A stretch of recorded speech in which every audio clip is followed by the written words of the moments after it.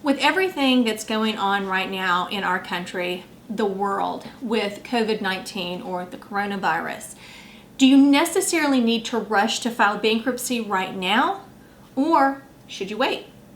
Watch our next video and find out.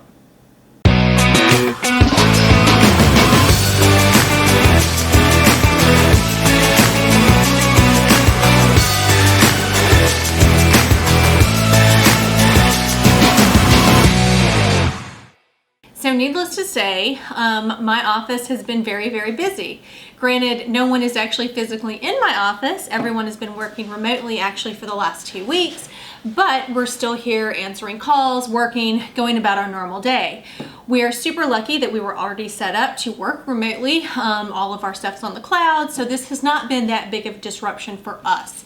With that said, I am the only person that is coming into the office right now, and I am getting calls, as is everyone on my staff, with people that are panicked about what is going on. And of course, rightfully so. These are very uncertain times.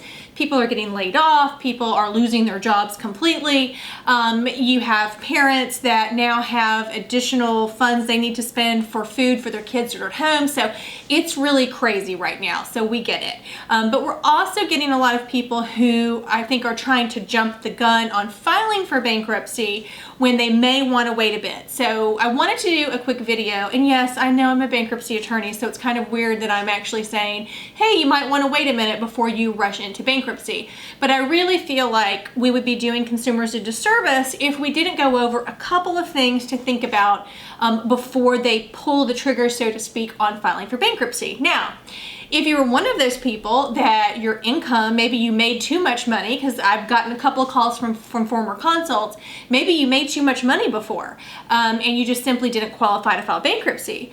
Well, if you have lost your job or you've been laid off or your hours reduced, it may be a good time to do a bankruptcy consultation to see if with the lower income or no income, if you will now be able to qualify. Remember, you still have to go through the means test, which is a 6-month average, but it may be a good time for some people. For most people though, this is going to be a hiccup, but hopefully it's a hiccup that you can get through without filing for bankruptcy. So what we've done is on our website, and I actually have a link posted below.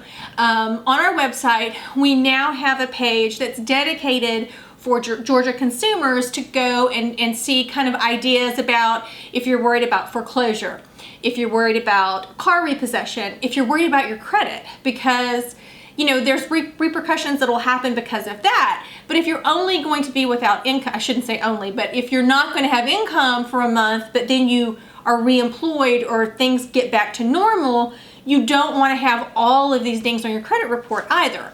And so I've got some information on that as well. We also have provided information on our site in terms of how to file unemployment benefits, food stamps, even applying for Section 8, because some industries are going to be hit much harder than others.